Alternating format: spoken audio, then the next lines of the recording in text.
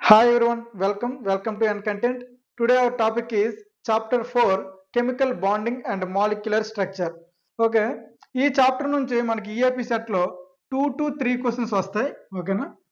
First topic, why chemical bonding ఎందుకు, why do atoms form bonds, అసలు atoms ఎందుకు bond form చేస్తాయి, chemical bonding ఎందుకు ఫామ్ అవుద్ది. ఈ క్వశ్చన్కి ఆన్సర్ ఏంటంటే టు అచీవ్ స్టెబిలిటీ, అంటే ఆటమ్స్ అనేవి కెమికల్ బాండ్ ఫామ్ చేయడం వల్ల స్టేబుల్గా ఉంటాయి. ఓకేనా, ఆ స్టెబిలిటీ కోసమే కెమికల్ బాండింగ్ అనేది జరుగుతుంటుంది. Okay, Nobel gases already stable. Nobel gas తెలుసు కదా, హీలియం, నియాన్, ఆర్గాన్, క్రిప్టాన్, ఏనాన్. ఓకేనా, సో ఈ నోబెల్ గ్యాసెస్ ఆల్రెడీ స్టేబుల్గా ఉంటాయి. సో అదర్ ఆటమ్స్ ఏవైతే ఉన్నాయో అవి అన్స్టేబుల్గా ఉంటాయి. అవి ఏం చేస్తాయి, ట్రై టు బికమ్ స్టేబుల్, అవి స్టేబుల్గా అవ్వడానికి ట్రై చేస్తాయి. ఆ ప్రయత్నంలోనే జరిగే ప్రాసెస్సే ఈ కెమికల్ బాండింగ్. ఓకేనా, అసలు ఇంతకీ స్టెబిలిటీ ఏంటి, ఆ స్టెబిలిటీ రూల్ ఏంటి. స్టెబిలిటీ రావాలంటే ఆక్టేట్ రూల్ ఫాలో అవుతాయి. ఆక్టేట్ రూల్ అంటే ఏంటంటే atoms try to get 8 electrons in outer shell. అంటే ఒక ఆటమ్కి నెంబర్ ఆఫ్ షెల్స్ ఉంటాయి కదా, ఇలా first shell, second shell, third shell, ఇలా నెంబర్ ఆఫ్ సెల్స్ ఉంటాయి కదా. ఏ ఆటం అయినా, ఏ ఆటం తీసుకున్నా ఇప్పుడు ఈ ఆటం తీసుకుంటే ఈ ఆటంకి ఇది అవుటర్ సెల్ ఇది. సో ఈ అవుటర్ సెల్లో 8 ఎలక్ట్రాన్స్ ఉంటే ఈ ఆటం స్టేబుల్గా ఉంటుంది. ఈ ఆటం తీసుకున్నాం, ఇది కూడా అంతే. అవుటర్ షెల్లో 8 ఎలక్ట్రాన్స్ ఉంటే ఆ ఆటం స్టేబుల్గా ఉంటుంది. సో ఆ స్టెబిలిటీ రూల్ ఇది, ఆక్టేట్ రూల్ అనేది. Atoms try to get 8 electrons in outer shell. Outer షెల్లో 8 ఎలక్ట్రాన్స్ గెయిన్ చేయడం వల్ల ఆటమ్స్ అనేవి స్టేబుల్గా ఉంటాయి. దాని నుంచే స్టెబిలిటీ వస్తుంది. ఫర్ ఎగ్జాంపుల్ సోడియం, దీని అటామిక్ నెంబర్ ఎంత, 11. Electronic configuration 1s2, 2s2, 2p6, 3s1. So దీని అవుటర్ షెల్ ఏది, ఇది 3s. ఫస్ట్ సెకండ్, ఇది ఫస్ట్ షెల్, ఇది సెకండ్ షెల్, 3s అనేది అవుటర్ షెల్. ఇప్పుడు అవుటర్ షెల్ ఎన్ని ఉన్నాయి ఎలక్ట్రాన్స్, 1 ఉంది. సో స్టేబుల్గా ఉంటుంది. క్లోరిన్ తీసుకున్నాం అనుకో 17, 1s2, 2s2, 2p6, 3s2, 3p5. ఇది ఫస్ట్ షెల్, సెకండ్ షెల్, ఇది లాస్ట్ షెల్, అవుటర్ షెల్. ఇక్కడ మీరు అబ్జర్వ్ చేస్తే ఇప్పుడు ఇందులో 3 షెల్స్ ఉన్నాయి కదా. ఒకవేళ ఈ షెల్లో ఉన్న ఎలక్ట్రాన్, అది కానీ ఎలక్ట్రాన్ ఏమైనా లూజ్ అయితే అప్పుడు అవుటర్ షెల్ ఇది అవుద్ది. అప్పుడు ఏమవుతుంది, అవుటర్ షెల్లో 8 ఎలక్ట్రాన్స్ ఉంటాయి కాబట్టి స్టేబుల్గా ఉంటుంది. క్లోరిన్ చూసుకుంటే దీని అవుటర్ షెల్లో 7 ఉన్నాయి. దీనికి ఒక ఎలక్ట్రాన్ కానీ యాడ్ అయ్యింది అనుకో, అప్పుడు దీని అవుటర్ షెల్ కూడా 8 అవుతాయి. అప్పుడు ఇది స్టేబుల్ అవుద్ది. సో ఈ రెండు ఏం చేస్తాయంటే ఎగ్జైటెడ్ స్టేట్లో సోడియం ఉంది కదా, ఏమవుద్ది, 1 ఎలక్ట్రాన్ని రిలీజ్ చేస్తుంది. అప్పుడు దాని అవుటర్ షెల్ ఎన్ని ఉంటాయి, 8 ఎలక్ట్రాన్స్, స్టేబిలిటీ కోసం. క్లోరిన్ ఏం చేస్తుంది, ఆ రిలీజ్ అయిన ఎలక్ట్రాన్ని గెయిన్ చేస్తుంది. ఇక్కడ రిలీజ్ అయిన ఎలక్ట్రాన్ని గెయిన్ చేసి అప్పుడు ఏమవుద్ది, క్లోరిన్ 1 ఎలక్ట్రాన్ గెయిన్ చేసింది కాబట్టి మైనస్. ఓకేనా, సో ఇప్పుడు ఇది స్టేబుల్, ఇది స్టేబుల్, ఈ రెండు ఎలా ఫామ్ అవుతాయి, NaClగా ఫామ్ అవుతాయి మాలిక్యూల్గా. ఈ ప్రాసెస్లో ఇప్పుడు ఈ ఆటమ్ స్టేబుల్, ఈ ఆటమ్ స్టేబుల్, ఆ రెండు ఆటమ్స్ కంబైన్డ్ అవడం వల్ల, అంటే బాండింగ్ రావడం వల్ల రెండు స్టేబిలిటీ వచ్చింది రెండిట్లకన్నా. సో అదే కదా మనం ఫస్ట్లో చెప్పుకున్నాం, why do atoms form bonds అంటే టు అచీవ్ స్టెబిలిటీ. ఇప్పుడు రెండు స్టేబుల్గా ఉంటాయి. ఎందుకు, రెండు ఆటమ్స్ కూడా 8 ఎలక్ట్రాన్స్ ఉన్నాయి. ఇది లూజ్ అవడం వల్ల 8 ఎలక్ట్రాన్స్ వచ్చింది, ఇది గెయిన్ అవడం వల్ల 8 ఎలక్ట్రాన్స్ వచ్చాయి. సో మనకి ఆక్టేట్ రూల్ ప్రకారం రెండు కూడా సాటిస్ఫై అయ్యాయి కాబట్టి ఈ విధంగా ఆటమ్స్ అనేవి బాండ్ ఫామ్ చేస్తాయి స్టెబిలిటీ కోసం. క్లియర్. ఇక్కడ చూడండి, ఇక్కడ note point, helium already stable. చూడండి, helium, neon, argon, krypton, xenon ఇవన్నీ ఆల్రెడీ స్టేబుల్గా ఉంటాయి. ఓకేనా, ఆక్టేట్ రూల్ ఫాలో అవుతాయి. కానీ హీలియం మాత్రం 2 ఎలక్ట్రాన్స్ ఉంటాయి, అది డూప్లెట్ అంటాం. ఓకేనా, ఇక్కడ ఆక్టేట్ అన్నాం కదా, ఇక్కడ డూప్లెట్, 2 ఎలక్ట్రాన్స్ ఉంటాయి. స్పెషల్ కేసులాగా 2 ఎలక్ట్రాన్స్తోనే స్టేబుల్గా ఉంటుంది. సో దానికి దగ్గరలో ఉన్న హైడ్రోజన్ కూడా ఒక ఎలక్ట్రాన్ గెయిన్ చేస్తే సేమ్ దీనికి ఉన్న స్టెబిలిటీ వచ్చేదిగా, ఆల్రెడీ ఇది స్టేబుల్ హీలియం. ఇక్కడున్న హైడ్రోజన్ ఒక ఎలక్ట్రాన్ ఉంటుంది దానికి, సో అది ఇంకొక ఎలక్ట్రాన్ గెయిన్ చేస్తే దీని యొక్క ఎలక్ట్రాన్ కాన్ఫిగరేషన్ దీనికి వస్తుంది కాబట్టి, అంతేగాని అది 7 ఎలక్ట్రాన్స్ గెయిన్ చేయలేదు. సో హీలియం ఏం చేస్తే ఫాలోస్ డూప్లెట్, ఏది హైడ్రోజన్ ఏం చేస్తే ఫాలోస్ డూప్లెట్, అంటే హీలియం ఎలక్ట్రానిక్ కాన్ఫిగరేషన్ తెచ్చుకుంటుంది. అన్నీ కూడా అదర్ ఆటమ్స్ అన్నీ కూడా ఏం చేస్తాయి, ఈ ఆక్టేట్ రూల్ ఫాలో అవుతుంటాయి. అంటే 8 ఎలక్ట్రాన్స్ని అవుటర్ షెల్లోని 8 ఎలక్ట్రాన్స్ గెయిన్ చేయడానికి ట్రై చేస్తాయి. బట్ ఇక్కడ హైడ్రోజన్ ఎందుకు ఇలా ట్రై చేసిందంటే దానికి దగ్గరలో ఉన్న స్టేబుల్ గ్యాస్ ఏది? హీలియం. హీలియం కాన్ఫిగరేషన్ దానికి వస్తుంది ఒక ఎలక్ట్రాన్ గెయిన్ చేస్తే. అందుకని ఇది ఫాలో అయ్యే రూల్ డూప్లెట్. ఓకేనా? Clear? Next Kossel Lewis approach. Kossel Lewis సైంటిస్టులు ఈ బాండింగ్ గురించి ఎక్స్ప్లెయిన్ చేశారు. ఏంటంటే అవి 2 ways to achieve stability. Stability అన్నాం కదా, ఆ స్టెబిలిటీ అనేది 2 విధాలుగా ఉంటుందని. చూడండి, ఒకటి electron transfer, 2 electron sharing. Electron transfer జరిగితే అది అయానిక్ బాండ్ అని, ఎలక్ట్రాన్ షేరింగ్ జరిగితే ఆ బాండ్ కోవలెంట్ బాండ్ అని అంటాం. ఎగ్జాంపుల్, ఎలక్ట్రాన్ ట్రాన్స్ఫర్ జరిగితే అయానిక్ బాండ్ అన్నాం కదా, దానికి ఎగ్జాంపుల్ NaCl. ఇందులో సో ఇక్కడ చూద్దాం, NaCl. Na అనేది ఒక ఎలక్ట్రాన్ లూజ్ అవుద్ది, చెప్పాం కదా, అవుటర్ మోస్ట్ షెల్లో 8 ఎలక్ట్రాన్స్ ఉండడానికి.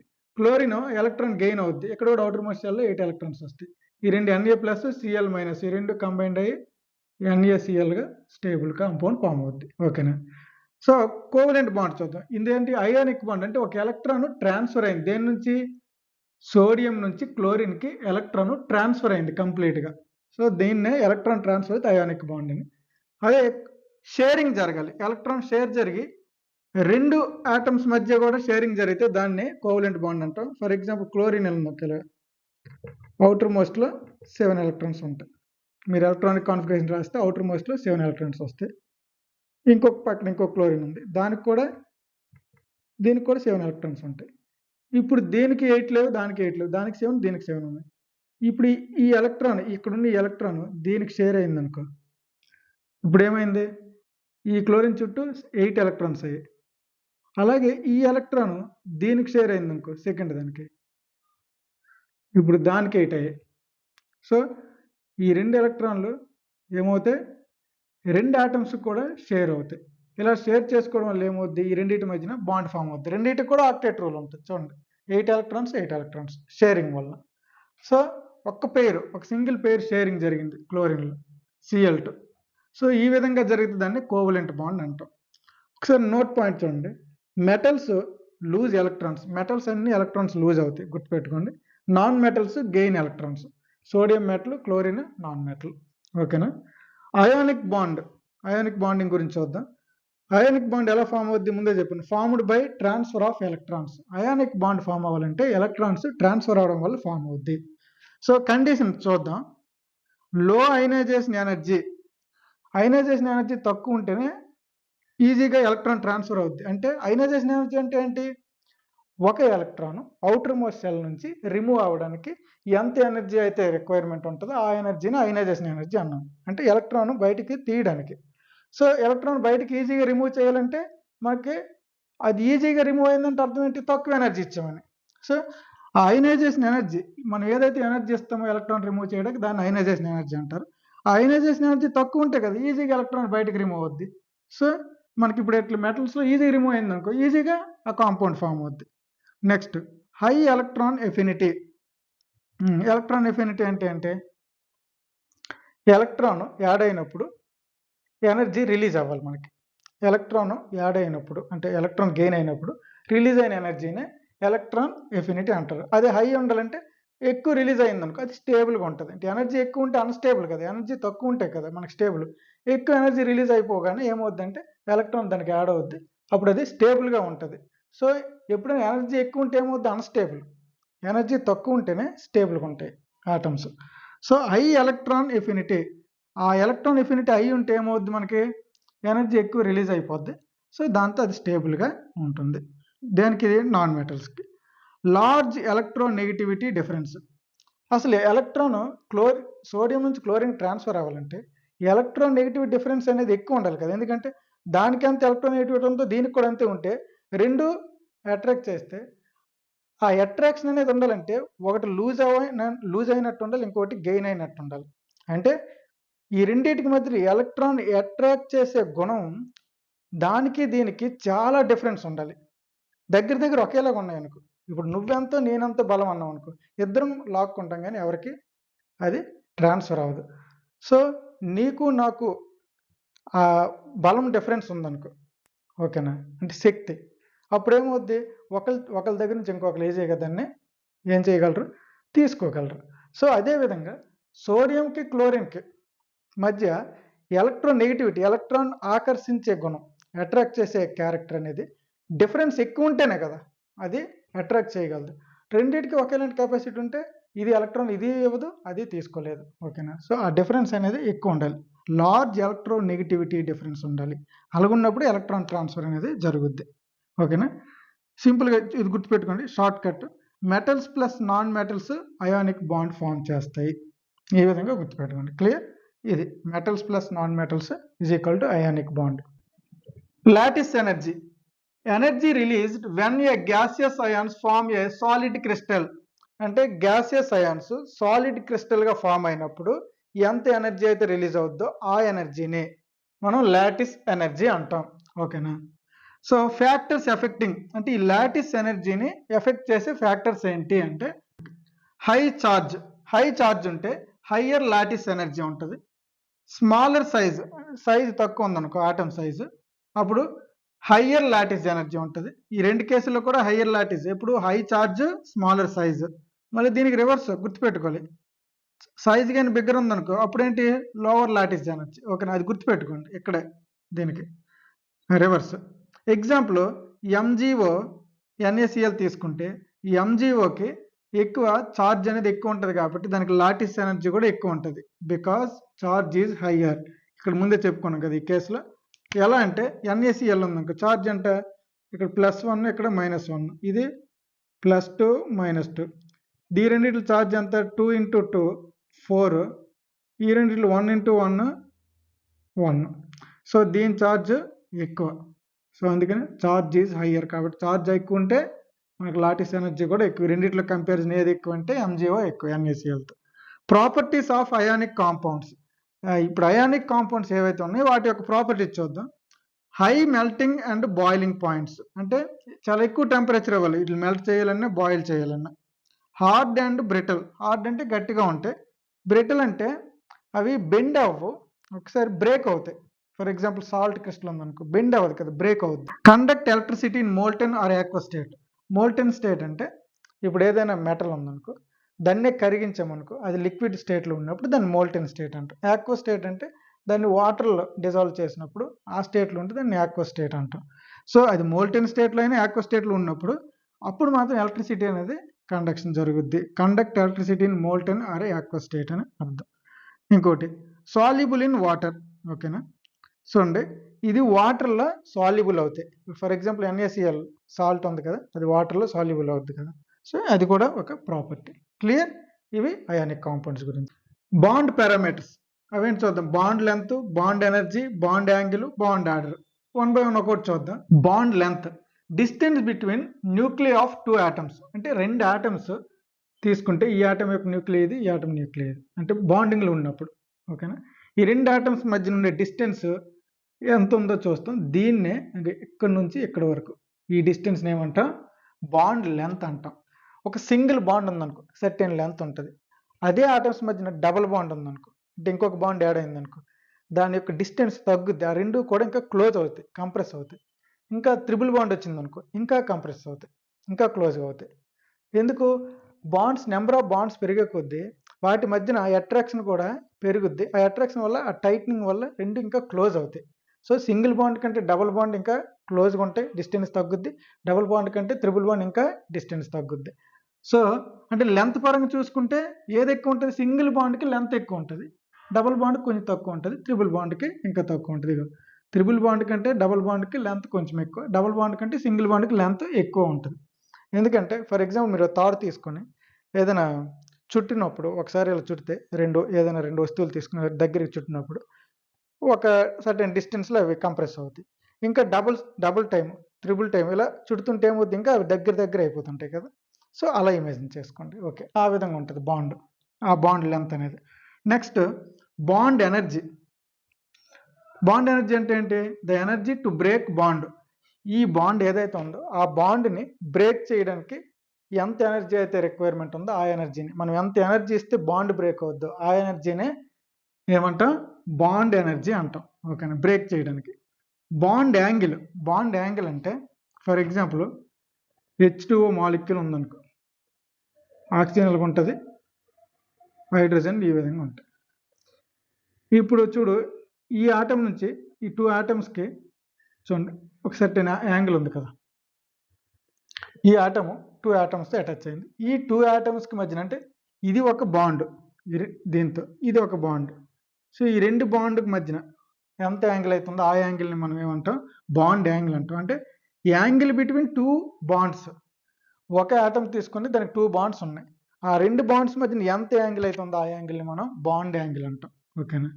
Bond order, number of wands between 2 atoms. అంటే ఇదేంటంటే బాండ్ ఆర్డర్ అంటే ఏవైనా 2 ఆటమ్స్ తీసుకుంటే, ఫర్ ఎగ్జాంపుల్ ఈ 2 ఆటమ్స్ తీసుకుంటే దీని మధ్యన ఒక బాండ్ ఉందనుకో, దాని బాండ్ ఆర్డర్ 1. అదే 2 బాండ్స్ ఉన్నాయి దీని మధ్యన, దాని బాండ్ ఆర్డర్ 2. 3 బాండ్స్ ఉన్నాయనుకో, బాండ్ ఆర్డర్ 3. ఓకేనా. సో 2 ఆటమ్స్ మధ్యన ఎన్ని బాండ్స్ ఉంటే ఆ నెంబర్ని బాండ్ ఆర్డర్ అంటాం. Clear. Okay. Number of wands between 2 atoms. Okay, 2 atoms గుర్తుపెట్టుకోండి. చూడండి, హయ్యర్ బాండ్ ఆర్డర్ అంటే ఎక్కువ బాండ్ ఆర్డర్ ఉన్నాం. బాండ్ ఆర్డర్ ఎక్కువ అంటే ఎక్కువ నెంబర్ ఆఫ్ బాండ్స్ ఉన్నట్టు. షార్టర్ బాండ్ లెంత్, ఇందాక చెప్పాను కదా, బాండ్ ఆర్డర్ అంటే number of wands. Number of wands ఎక్కువ ఉన్నాయనుకో, 2, 3 ఉన్నాయనుకో, అప్పుడు ఏమవుద్ది, లెంత్ అనేది షార్ట్ అయిపోద్ది. షార్టర్ బాండ్ లెంత్ అనేది తగ్గిపోద్ది. చూడండి, higher bond energy, bond length తగ్గిందనుకో దాన్ని బ్రేక్ చేయడం కష్టం. బాండ్ లెంత్ ఎక్కువ ఉంటే ఈజీగా బ్రేక్ చేయొచ్చు. లెంత్ ఎక్కువ ఉంటే ఈజీగా బ్రేక్ చేయొచ్చు. లెంత్ తక్కువ ఉందనుకో రెండింటి మధ్య ఈజీగా బ్రేక్ చేయలేము. సో షార్టర్ బాండ్ లెంత్ తక్కువ ఉంటే దాన్ని బ్రేక్ చేయడం కష్టం. అప్పుడు ఏమవుద్ది, హయ్యర్ బాండ్ ఎనర్జీ, అంటే మనకి ఎక్కువ ఎనర్జీ అవసరం అవుద్ది బాండ్ బ్రేక్ చేయడానికి. ఓకేనా. అదే లెంత్ ఎక్కువ ఉంటే ఈజీగా బాండ్ బ్రేక్ చేయొచ్చు. ఇవి గుర్తుపెట్టుకోండి. నెక్స్ట్, ఇంపార్టెంట్ ట్రెండ్స్ అంటే ఎలా బిహేవ్ చేస్తాయంటే, బాండ్ లెంత్ పెరిగే కొద్దీ, బాండ్ లెంత్ పెరిగింది అనుకో అప్పుడు ఈజీగా బ్రేక్ చేయొచ్చు. కాబట్టి బాండ్ ఎనర్జీ ఏమవుద్ది, తగ్గుద్ది. తక్కువ ఎనర్జీతోనే మనం బాండ్ బ్రేక్ చేయొచ్చు. బాండ్ లెంత్ పెరిగితే బాండ్ ఎనర్జీ ఏమవుద్ది, డిక్రీజ్ అవుద్ది. బాండ్ ఆర్డర్ పెరిగింది అనుకో, అంటే నెంబర్ ఆఫ్ బాండ్స్ ఎక్కువ ఉన్నాయనుకో ఏమవుద్ది, అది స్ట్రాంగ్ అయిపోద్ది, లెంత్ కూడా తగ్గిపోద్ది. బాండ్ లెంత్ ఏమవుద్ది, డిక్రీజ్ అవుద్ది. బాండ్ ఆర్డర్ పెరిగితే, నెంబర్ ఆఫ్ బాండ్స్ పెరిగితే ఆ బాండ్ యొక్క లెంత్ అనేది తగ్గుద్ది. క్లియర్. బాండ్ లెంత్ తగ్గుద్ది, అప్పుడు బాండ్ ఎనర్జీ కూడా ఎక్కువ అవసరం అవుద్ది మనకి. ఇక పైన ఇక్కడ చెప్పాం కదా, higher bond energy, bond order కానీ పెరిగిందంటే. So clear. PYQs. First question, which follows octet rule. ఇందులో ఆక్టేట్ రూల్ ఏది ఫాలో అవుద్ది, hydrogen, helium, hydrogen. Okay, NaCl చూసాం కదా ఆల్రెడీ. Next question, which forms ionic bond. Ionic bond ఏది, ఇది కాదు, CO2 కాదు, CH4 కాదు, NaCl. Which has more ionic character. Ionic character దేనికి ఎక్కువ ఉంటుంది,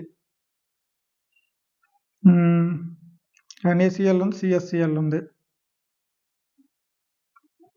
ఇది ఎందుకు CSCl అంటే ఇది అయానిక్ క్యారెక్టర్, ఇది అయానిక్ క్యారెక్టర్. దేనికి ఎక్కువ ఉంటుంది అంటే సైజ్ పరంగా ఇది పెద్దది. ఓకేనా.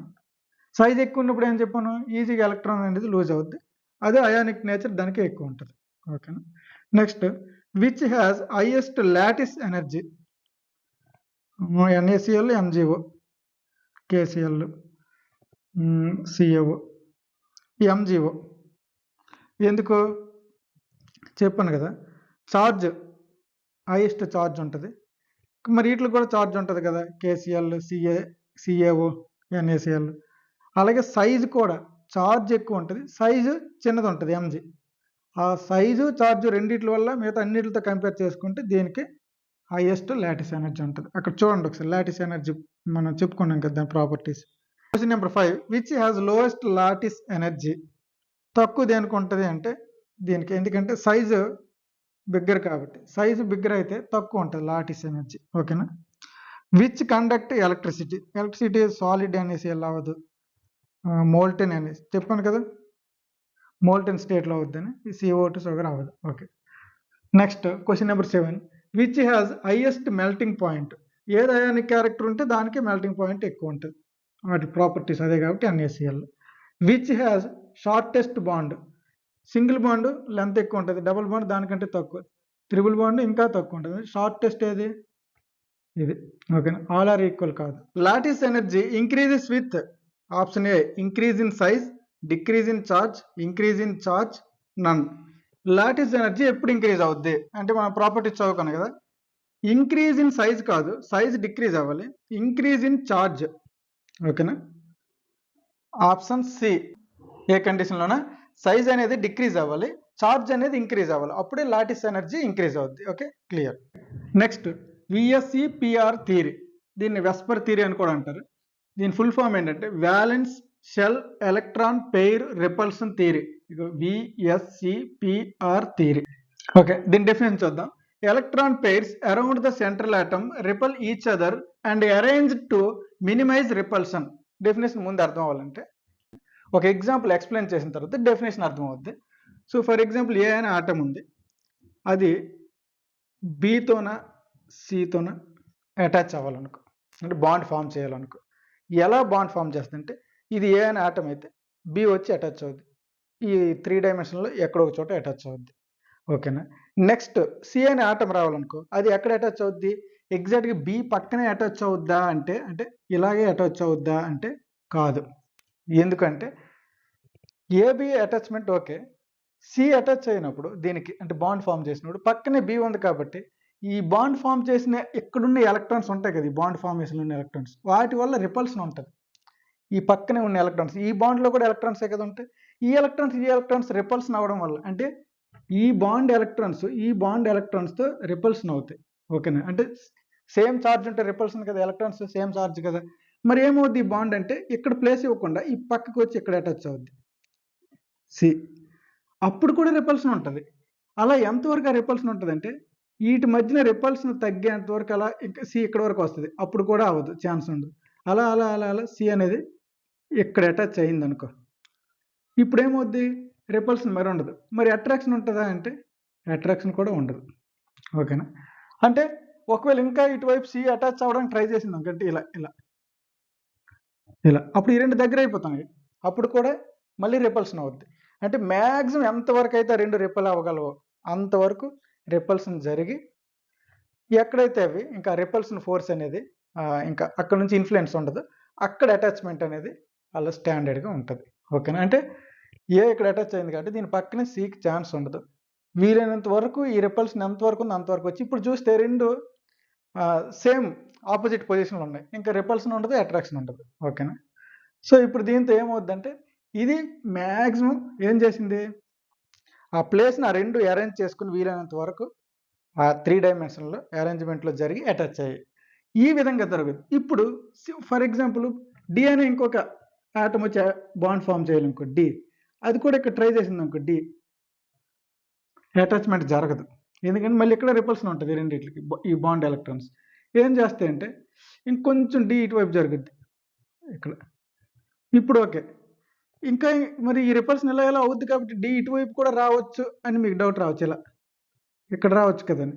కానీ ఇటువైపు వస్తే ఈ సికి దగ్గర అయిపోతుంది, అంటే ఇప్పుడు ఇవి కూడా బాండ్ ఎలక్ట్రాన్స్ కాబట్టి ఇవి రిపల్షన్ అవుతాయి, అంటే ఇటువైపు వస్తే సి రానివ్వదు, అలాగని ఇటువైపు వెళ్తే బి రానివ్వదు. సో ఇలా డి ఇక్కడ అటాచ్ అవుద్ది, ఎక్కడ కూడా అటాచ్ అయ్యి ఇలా ఉండదు. ఎందుకంటే ఇప్పటికీ వీటి మధ్యన రిపల్షన్ ఉంటుంది, దీని మధ్యన రిపల్షన్ ఉంటుంది. అందుకే సి ఇంకొంచెం ముందుకు ఇలా జరుగుద్ది, బి కొంచెం ఇలా వెళ్తుంది. అప్పుడు ఏమవుద్ది, ఓవరాల్గా 3 ఈక్వల్ డిస్టెన్స్లు ఉంటాయి చూడండి ఇప్పుడు. ఓకేనా, 3 ఈక్వల్ డిస్టెన్స్లు ఉన్నాయి ఈసారి. అంటే ఒకే స్పేస్ని అటాచ్ అయినప్పుడు అవి వీలైనంత వరకు ఎంతవరకు అయితే రిపల్షన్ అవుతాయి అంతవరకు అలా రిపల్ అయ్యి ఆ 3 డైమెన్షనల్ స్పేస్ అనేవి ఒక అరేంజ్మెంట్లోకి అంటే ఎక్కడైతే మినిమైజ్ అవుతాయో, అంటే ఇంకా రిపల్షన్ ఫోర్స్ అనేది మినిమైజ్ అవుద్ది, అక్కడ వరకు ఆ పొజిషన్ వరకు అవి అరేంజ్మెంట్ జరుగుద్ది. ఇలా ఉంటుంది. ఒక 3 వస్తే మరి ఫోర్త్ వచ్చింది, మళ్ళీ ఫోర్త్ ఏదైనా వచ్చింది అనుకో, ఈ అనే ఇంకొక ఈ అనే ఆటం వచ్చింది అనుకో, ఇక్కడికి వచ్చింది అనుకో, మళ్ళీ ఇవన్నీ రిపల్షన్ అవుతుంది, ఈ రెండింటి మధ్యన రిపల్షన్, ఈ రెండింటి మళ్ళీ ఈ రెండింటిని ఇవన్నీ అరేంజ్ అయ్యి డి ఎక్కడికి, అప్పుడు ఏమవుద్ది, ఈ ఎక్కడికి వస్తుంది. ఇప్పుడు అన్నీ సాటిస్ఫై అవుతాయి. ఓకేనా, ఇది మీరు 2Dలో చూస్తారు. అంటే ఒక ఆటం ఎలాగుంటే ఇటువైపు ఒకటి, ఇటు నుంచి ఒకటి, ఈస్ట్ వెస్ట్ సౌత్ నార్త్ ఎలాగ అనుకోవద్దు. ఇంకా 3Dలో కొంచెం అది కింద బెండ్ అవుద్ది, ఇంక ఇది కొంచెం ఇది పైకి అరేంజ్ అవుద్ది, ఇది కొంచెం ఈ సైడ్కి, ఇది కొంచెం ఈ సైడ్కి, మొత్తం ఒకటి మీరు ఇమేజిన్ చేయండి. ఒక బాల్ ఉందనుకోండి, ఆ బాల్కి ఒక 4 సైడ్స్ మీరు ఏవైనా నీడిల్స్ లాంటివి అలా పెట్టారనుకోండి, అన్నిటి మధ్యన యాంగిల్ ఒకే యాంగిల్ ఉన్నంత వరకు అవి రిపల్షన్ అయ్యి ఒక అరేంజ్మెంట్ జరుగుద్ది. సో అది దాని టెండెన్సీ. ఈ విధంగా అంటే 2 ఉంటే డైరెక్ట్గా ఈ ఫర్ ఎగ్జాంపుల్ ఈస్ట్ వెస్ట్ అనుకుంటే ఈస్ట్ కోటి వెస్ట్ కోటి అంటే ఆపోజిట్. 3 ఉంటే ముందు చెప్పాను కదా, 3 3 స్పేసెస్లో. అదే 4 ఉంటే 4 డైమెన్షన్లో మొత్తం 3Dలో అవి వీలైనంత వరకు మినిమైజ్ అయిన ఎంతవరకు అయితే మినిమైజ్ అవుద్ది రిపల్షన్ ఫోర్స్ అంతవరకు అరేంజ్ అవుతాయి. ఓకేనా, ఒకసారి ఇమేజిన్ చేసుకోండి. మీకు ఇంకా డౌట్ ఉంటే ఇక్కడ 3Dలో ఇమేజెస్ ఉంటాయి, ఆ ఇమేజెస్ మీరు చూడండి. ఓకేనా, ఇంటర్నెట్లో 3D ఇమేజ్ చూస్తే మీకు కొంచెం క్లియర్గా ఆ ఇమేజ్ అర్థమవుతుంది. ఎప్పుడైతే విజువలైజేషన్ మీకు క్లియర్గా తెలిసిందో దానివల్ల అప్పుడు మీకు కన్ఫ్యూజ్ ఉండదు. ఓకేనా, ఈ బోర్డు మీద సరే మనం 2D వరకే చూపించగలం. వీలైతే నేను స్క్రీన్ మీద డిస్ప్లే చేస్తాను. క్లియర్?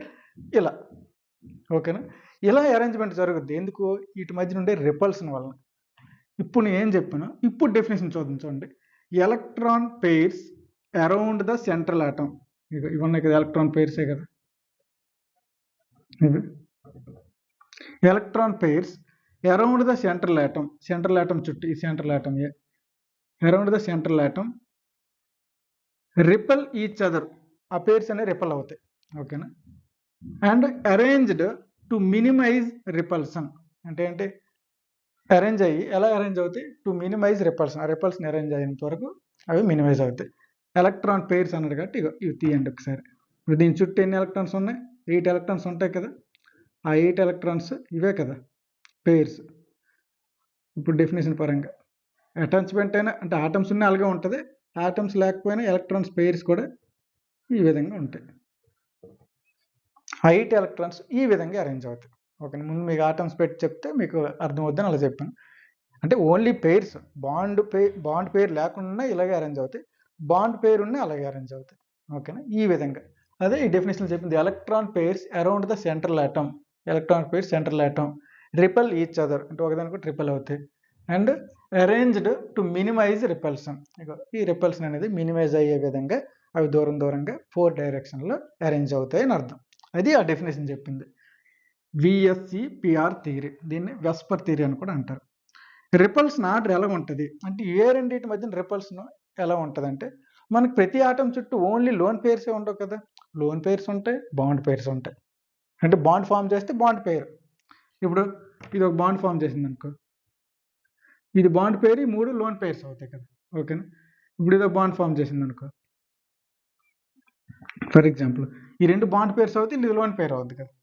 సో వాటి గురించి అంటే వేటి మధ్యన రిపల్షన్ ఎక్కువ ఉంటుంది అంటే, ఈ లోన్ పెయిర్ మధ్య ఎక్కువ ఉంటుందా, బాండ్ పెయిర్ మధ్య ఉంటుందా, లేదా లోన్ పెయిర్ బాండ్ పెయిర్ మధ్య ఉంటుందో చూద్దాం. ఆ ఆర్డర్ ఎలా ఉంటుందంటే, lone pair only lone pairs ఉన్నాయనుకో, ఆ లోన్ పెయిర్స్ మీద ఎక్కువ రిపల్షన్ ఉంటుంది. ఎందుకంటే లోన్లీగా ఉంటాయి ఎలక్ట్రాన్స్, స్ట్రాంగ్ రిపల్షన్ ఉంటుంది. అదే ఒక లోన్ పెయిర్ ఒక బాండ్ పెయిర్ ఉందనుకో, అంటే ఇప్పుడు ఇది లోన్ పెయిర్, ఇది బాండ్ పెయిర్, వీటి మధ్యన రిపల్షన్ తక్కువ ఉంటుంది. ఈ రెండింటి మధ్యన దేంతో కంపేర్ చేస్తే, లోన్ పెయిర్తో కంపేర్ చేస్తే ఒక లోన్ పెయిర్ ఒక బాండ్ పెయిర్ ఉంటే తక్కువ రిపల్షన్ ఉంటుంది. ఎందుకంటే లోన్ పెయిర్ మీరు మామూలుగా ఊహించుకోండి, లోన్ పెయిర్ అంటే ఇంకా దానికి ఏ పని లేదన్నట్టు, బాండ్ పెయిర్ అంటే ఇంకో దాంతో బాండింగ్లు ఉన్నట్టు. అది దీన్ని రిపల్ చేసే ఎనర్జీ దానికి ఉండదు, ఆల్రెడీ ఒక బాండ్ పెయిర్లో ఉంది కాబట్టి కొంచెం అది కూల్గా ఉంటుంది అనుకోండి. అంటే మీకు వాడుక భాషలో అర్థం అవడం కోసం చెప్తాను. సో లోన్ పెయిర్ అనేది ఖాళీగా ఉంటుంది కాబట్టి ఇది ఎక్కువ రిపల్ చేస్తుంది అనుకోండి, అంటే మీకు అర్థం అవుద్దని. సో లోన్ పెయిర్కి ఎక్కువ రిపల్షన్ ఉంటుంది, ఆ రెండింటికి పని ఏమి ఉండదు కాబట్టి, ఇంకో దాంతో బాండింగ్ లేదు కాబట్టి. బాండ్ పెయిర్ వచ్చేసరికి బాండ్ పెయిర్ తనతో ఇగో ఈ సి అనే ఆటంతో బాండ్లో ఉంది కాబట్టి దీన్ని రిపల్ చేసే అంత ఎనర్జీ దానికి ఉండదు, అంత ఖాళీగా అది లేదు కూడా. దాని ఎనర్జీ కొంచెం అంటే దీంతో పోల్చుకుంటే ఆ రిపల్షన్ శక్తి అనేది కొంచెం తక్కువ ఉంటుందని ఇమాజిన్ చేసుకోండి. లోన్ పెయిర్కి ఎక్కువ repulsion, loan pair bond pair అయితే తక్కువ. ఇంకా బాండ్ పెయిర్ అనుకో, ఇది బాండ్ పెయిర్, ఈ రెండింటి మధ్యన ఇంకా రిపల్షన్ తక్కువ ఉంటుంది. ఎందుకంటే ఆల్రెడీ దీంతో బాండ్లో ఉంది, ఆ రెండు పక్క నుండి రిపల్ చేసుకునే అంత వాటికి ఆ శక్తి ఉండదని ఇమాజిన్ చేసుకోండి. ఓకేనా, సో అంటే మీకు అర్థం అవ్వాలని వాడుక భాషలో చెప్తాను, దాని గురించి ఏమి కన్ఫ్యూజ్ అవ్వద్దు. ఈ విధంగా అంటే లోన్ పెయిర్కి ఎక్కువ రిపల్షన్, బాండ్ పెయిర్కి తక్కువ రిపల్షన్ ఉంటుంది. ఓకేనా, సో మళ్ళీ బాండ్ పెయిర్కి రెండింటికి మీడియంలో ఉంటుంది. అందుకే ఆర్డర్ ఇగో, లోన్ పెయిర్కి ఎక్కువ repulsion, loan pair bond pair దానికంటే తక్కువ, బాండ్ పెయిర్కి ఇంకా తక్కువ రిపల్షన్ ఉంటుంది. రిపల్షన్ యొక్క ఆర్డర్ ఇది గుర్తుపెట్టుకోండి. నెక్స్ట్ షేప్ చూద్దాం. Shape of molecules no lone pair. Okay, lone pair లేనప్పుడు షేప్ ఎలా ఉంటుంది అంటే, ఫర్ ఎగ్జాంపుల్ 2 ఎలక్ట్రాన్ పెయిర్స్ ఉన్నాయి అనుకో, 2 ఎలక్ట్రాన్ పెయిర్స్ ఇప్పుడు ఏముంది, 2 ఎలక్ట్రాన్ పెయిర్స్ ఉన్నాయి, ఆ ఎలక్ట్రాన్ పెయిర్స్ ఇలా బాండ్ ఫామ్ చేసాయి అనుకో, 2 పెయిర్స్ ఉన్నప్పుడు చెప్పాను కదా, బి అనే 2 ఆటమ్స్తో అటాచ్ అయింది. మీరు పక్కనే ఇలా అటాచ్ అవ్వదు. వీలైనంత వరకు ఆ రిపల్షన్ జరిగి మ్యాక్సిమం ఎంతవరకు అయితే రిపల్షన్ జరిగిందో అంతవరకు జరిగి ఇంక రిపల్షన్ ఫోర్స్ మినిమైజ్ అయిపోద్ది. అప్పుడు ఆ 2 స్టేబుల్గా ఉంటాయి. సో 2 ఎలక్ట్రాన్ పెయిర్ ఉంటే ఈ విధంగా ఉంటుంది. అంటే దాని షేప్ ఇలాగా అరేంజ్మెంట్ ఇలా జరుగుద్ది. ఇది సెంట్రల్ ఆటమ్, ఈ 2 అటాచ్డ్ ఆటమ్స్. అప్పుడు దీని యాంగిల్ ఎంత ఉంటుంది? 180. ఓకేనా? నెక్స్ట్ ఎలక్ట్రాన్ పెయిర్స్ 3 ఉన్నాయనుకో, ఇక 3 ఉంటే చెప్పాను కదా ఇలా అటాచ్ అవుతాయి. ఇందాక అక్కడ చెప్పినట్టు పక్కనే అటాచ్ అవ్వు. ఆ రిపల్షన్ జరిగి ఇదిగో 3 ఈక్వల్ డిస్టెన్స్లో, ఈక్వల్ యాంగిల్లో, ఈక్వల్ డిస్టెన్సే కాకుండా ఈక్వల్ యాంగిల్ కూడా, ఈ యాంగిల్ కూడా ఈక్వల్గా ఉంటుంది. క్లియర్? నెక్స్ట్ 4 ఉన్నాయనుకో, 4 ఇక ఈ విధంగా. వీటికి నేమ్స్ ఫస్ట్ ఇలా ఉంటే ఏంటి, ఇది లీనియర్ షేప్ అంటాం ఈ అరేంజ్మెంట్. ఇలా 3 ఎలక్ట్రాన్ పెయిర్స్ ఉంటాయి. అసలు లోన్ పెయిర్స్ లేవు. ట్రైగోనల్ ప్లానర్ ఇది. ఇలా ఉంటే టెట్రాహెడ్రల్ ఈ షేప్. సో ఎగ్జాంపుల్ ఇలా ఏ మాలిక్యూల్ ఉంటుంది? BeCl2 అంటే ఇక BE ఎలా ఉంటుంది, ఇటు ఒక Cl ఇటు ఒక Cl ఇలా అటాచ్ అవుతుంది అంటే అలా ఉంటుందని. BF3 ఇదిగో central atom B, Fలు 3 tetrahedral carbon. ఇక చెప్పాను కదా ఇక్కడ ఫర్ ఎగ్జాంపుల్ కార్బన్లు ఉంటే ఇలా ఉంటాయి. ఓకేనా? ఈ విధంగా ఉంటుంది దీని షేప్ టెట్రాహెడ్రల్. ఇవి ఇక్కడ లోన్ పేర్స్ ఏమీ లేవు, ఓన్లీ బాండ్ పేర్స్ ఉన్నాయి. ఈక్వల్ 3 డైమెన్షనల్ స్పేస్ని అవి సర్దుకున్నాయి. ఇక్కడ చూద్దాం shapes with loan pairs. Lone pair ఉందనుకో దాంట్లో, అంటే ఓన్లీ లోన్ పేర్ కాదు, బాండ్ పేర్స్ ఉంటుండగానే లోన్ పేర్స్ ఉన్నాయి అనుకో. ఇప్పుడు ఫర్ ఎగ్జాంపుల్ NH3లో ఒక లోన్ పేర్ ఉంటాయి, మిగతా 3 బాండ్ పేర్స్ ఉంటాయి. ఇప్పుడు ఈ 3 దీనిలా డిస్ట్రిబ్యూట్ అవ్వవు. ఎందుకు? దీనిలో డిస్ట్రిబ్యూట్ అక్కడ ఏం లోన్ పేరు లేదు. యాక్చువల్ అయితే ఇవి ఎలా ఉండాలి? ఇలా ఉండాలి. ఓకేనా? ఇగో ఈ విధంగా ఉండాలి, అంతే కదా, ఈక్వల్గా డిస్ట్రిబ్యూట్ అవ్వాలి. కానీ మనం ఏంటి, ఈ రిపల్షన్ థియరీ ప్రకారం లోన్ పేర్ బాండ్ పేర్ మధ్య రిపల్షన్ కొంచెం ఎక్కువ ఉంటుంది. అందువల్ల ఈ 2 హెచ్లు కూడా ఇలా డౌన్ అయిపోతాయి. ఇది ఈ హెచ్ కూడా కొంచెం, ఈ హెచ్ కూడా ఈ రిపల్షన్ వల్ల, ఈ రెండిట్లు ఈ లోన్ పేర్కి బాండ్ పేర్ రిపల్షన్ వల్ల ఈ హెచ్ కొంచెం ఇలా కిందకు వస్తుంది. అంటే అవి కొంచెం ఏమవుద్ది, ఆ హెచ్ల్ని ఆ లోన్ పేర్ కాస్త లోన్ పేర్ బాండ్ కొంచెం రిపల్షన్ చేసి అంటే అట్లా ఇలా కంప్రెస్ చేసి వాటి యొక్క యాంగిల్ తగ్గిస్తుంది. దీనివల్ల ఏమవుద్ది, వీటి మధ్యన యాంగిల్ తగ్గిపోతుంది. మామూలుగా అయితే ఇక్కడ ఒక యాంగిల్ ఉంటుంది 120, కానీ ఆ యాంగిల్ అనేది తగ్గిపోతుంటుంది. ఈ విధంగా ఈ రిపల్షన్ వల్ల ఈ లోన్ పేర్ ఏదైతే ఉందో ఇది దీన్ని కొంచెం ఇలా పుష్ చేసింది, ఇలా దీన్ని కొంచెం ఇలా పుష్ చేసింది. అందువల్ల ఇలాంటి డిస్ట్రిబ్యూషన్ రాకుండా అలాంటి డిస్ట్రిబ్యూషన్ వచ్చింది. నెక్స్ట్ H2O దీన్ని చూసామనుకోండి, నార్మల్గా అయితే రెండే బాండ్ పేర్స్ ఉంటే ఎలా ఉండాలి, ఈ షేప్లో ఉండాలి, ఇలాగ లీనియర్. అంటే ఎక్కడెక్కడ హెచ్లు ఇలా ఉండాలనుకోండి, ఎక్కడెక్కడ. కానీ అలా అవుద్దా?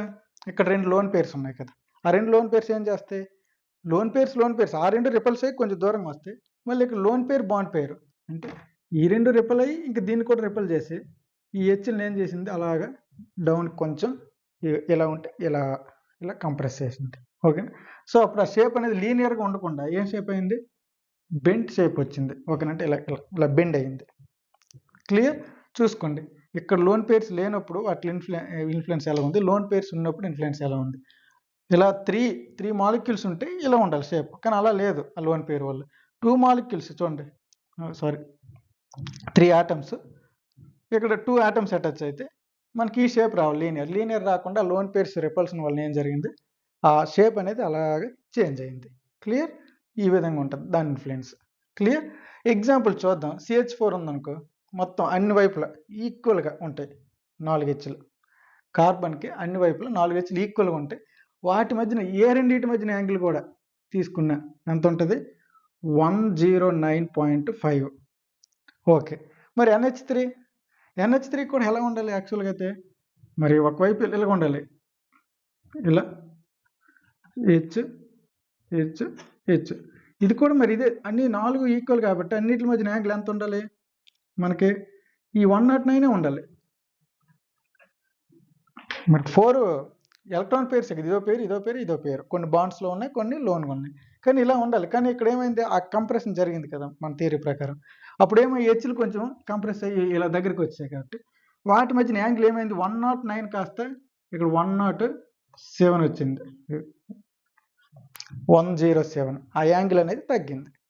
నెక్స్ట్ H2O మామూలుగా అయితే ఎలాగో 180 ఉండాలి అంటే లేకపోతే, కానీ ఇక్కడ మనం చెప్పుకున్నాం కదా ఎందుకు ఇలా బెండ్ అయిందని. ఆ బెండింగ్ వల్ల ఈ 180 కాస్త ఏమైంది, ఈ షేప్లోకి వచ్చిన తర్వాత 104 అయింది.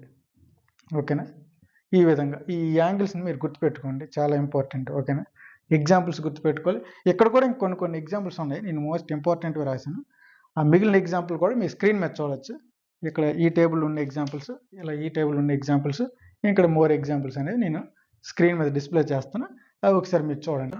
ట్రిక్స్ ఇవి గుర్తుపెట్టుకోవడానికి. More lone pairs more repulsion ఉంటుంది, స్మాలర్ బాండ్ యాంగిల్ ఉంటుంది. ఓకేనా, steric number decides base geometry. Steric number అంటే సిగ్మా బాండ్స్ లోన్ పెయిర్స్ని కలిపి స్టీరిక్ నెంబర్ అంటారు. అంటే ఫర్ ఎగ్జాంపుల్ నీకు ఎంత చెప్పాం కదా, ఇప్పుడు కార్బన్కి 4 ఉంటాయి కదా బాండ్స్, ఈ 4 బాండ్స్ కూడా ఏంటి, ఈ 4 కూడా sigma bonds, number of sigma bonds. ఇక్కడ లోన్ పేర్స్ ఏం లేవు కాబట్టి దీని స్టీరిక్ నెంబర్ 4. ఓకేనా, అలాగే ఇక్కడ చూడండి మనకి H2O ఉంది కదా, దీని స్టీరిక్ నెంబర్ ఎంత, దీని కూడా 4. అంటే లోన్ పేర్స్ ఎన్ని ఉన్నాయి, 2. బాండ్ పేర్స్ ఎన్ని ఉన్నాయి, అది బాండ్ పేర్స్ కాదు, సిగ్మా బాండ్స్ ఎన్ని 2 ఉన్నాయి, మొత్తం 4. దీని స్టీరిక్ నెంబర్ కూడా 4. సో ఇవే డిసైడ్ చేస్తాయి. స్టీరిక్ నెంబర్ అంటే సిగ్మా బాండ్స్ ఎన్ని ఉన్నాయి అవి కౌంట్ చేయాలి, లోన్ పేర్స్ ఉంటే లోన్ పేర్స్, ఆ రెండింటి యొక్క సమ్మే స్టీరిక్ నెంబర్. స్టీరిక్ నెంబరే ఆ బేస్ జామెట్రీని డిసైడ్ చేస్తుంది, అంటే అది ఏ షేప్లో ఉంటుంది అనేది డిసైడ్ చేస్తుంది. గుర్తుపెట్టుకోండి, steric number decides base geometry. Steric ఈ నెంబర్ అంటే దాని మీనింగ్ ఏంటంటే, స్టీరిక్ అనే పదం మీనింగ్, స్టీర్ అంటే ఏంటి అంటే తిప్పటం, ఓకేనా, రొటేట్ చేయడం, స్టీరింగ్ అంటాం కదా. ఓకేనా, స్టీరింగ్ అంటే కార్ స్టీరింగ్. ఓకేనా, స్టీరిక్ అంటే తిప్పేది, రొటేట్ చేసేది అని అర్థం. ఇంగ్లీష్ మీనింగ్స్ తెలిస్తే మనకు అవి ఈజీ గుర్తుంటాయి. Clear, steric number decides base geometry అంటే ఇవే కదా ఆ మెయిన్, ఆ జామెట్రీని మొత్తాన్ని తిప్పేది అవే కదా, అంటే ఆ బాండ్స్ని ఆ యాంగిల్స్ని రొటేట్ చేసేది డిసైడ్ చేసేది అవే. కాబట్టి ఆ నెంబరే మనకేం చేస్తుంది, జామెట్రీని బేస్ జామెట్రీని అంటే షేప్ని డిసైడ్ చేస్తుంది అని అర్థం. Clear, next remember 5 shapes only. ఇగో ఈ 5 షేప్స్ మీరు గుర్తుపెట్టుకోండి, BeCl2 BF3 CH4 NH3 H2. Valence bond theory, దీని షార్ట్ కట్లో VBT అంటాం. ఈ థియరీ ఏం చెప్తుందంటే, bond is formed by overlap of atomic orbitals. అంటే ఈ థియరీ ఏం చెప్తుందంటే, బాండ్స్ ఎలా ఫామ్ అవుతాయి అంటే అటామిక్ ఆర్బిటల్స్ ఓవర్లాపింగ్ జరగడం వల్ల బాండ్ ఫామ్ అవుతుందని చెప్తుంది. ఈ థియరీ యొక్క డెఫినేషన్ అది. టైప్స్, ఎన్ని రకాల ఓవర్లాప్స్ ఉంటాయి చూద్దాం. Types of overlap 2 types. First type చూద్దాం, సిగ్మా బాండ్ ఫామ్ అవుద్ది. సిగ్మా బాండ్ ఎప్పుడు ఫామ్ అవుద్ది అంటే హెడ్ ఆన్ హెడ్ ఓవర్లాప్. అదే పై బాండ్స్ ఫామ్ అవుతాయి, అవి ఎప్పుడంటే సైడ్ వైజ్ ఓవర్లాప్ జరిగినప్పుడు. మీకు అటామిక్ ఆర్బిటల్స్ తెలుసు కదా, S orbital, P orbital, S ఏమో స్పెరికల్, P ఏమో డంబెల్ షేప్ అని. సో ఫర్ ఎగ్జాంపుల్ ఇక్కడ P ఆర్బిటల్ తీసుకున్నాం, ఆటమ్ A ఆటమ్ B, వీటికి ఇగో ఇలా జరిగితే ఇగో దీని హెడ్ ఆన్ హెడ్ ఓవర్లాప్ అంటారు. ఓకేనా, సో హెడ్ ఆన్ ఓవర్లాప్ జరిగితే ఈ ఓవర్లాపింగ్ నుంచి ఫామ్ అయిన ఈ బాండ్ని సిగ్మా బాండ్ అంటాం. ఓకేనా, ఈ బాండ్ స్ట్రాంగ్. ఓకే, సో అలా కాకుండా ఇలా సైడ్ వైజ్ జరిగాం, కిందలో ఇంక ఉంటాయి కదా ఆర్బిటల్, ఇలా రిమైనింగ్ ఆర్బిటల్స్ ఇలా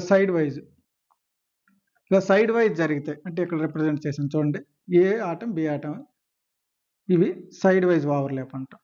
ఈ ఆర్బిటల్స్ సైడ్ వైజ్ ఓవర్లాప్ జరిగితే అలా ఫామ్ అయిన బాండ్ని పై బాండ్ అంటాం.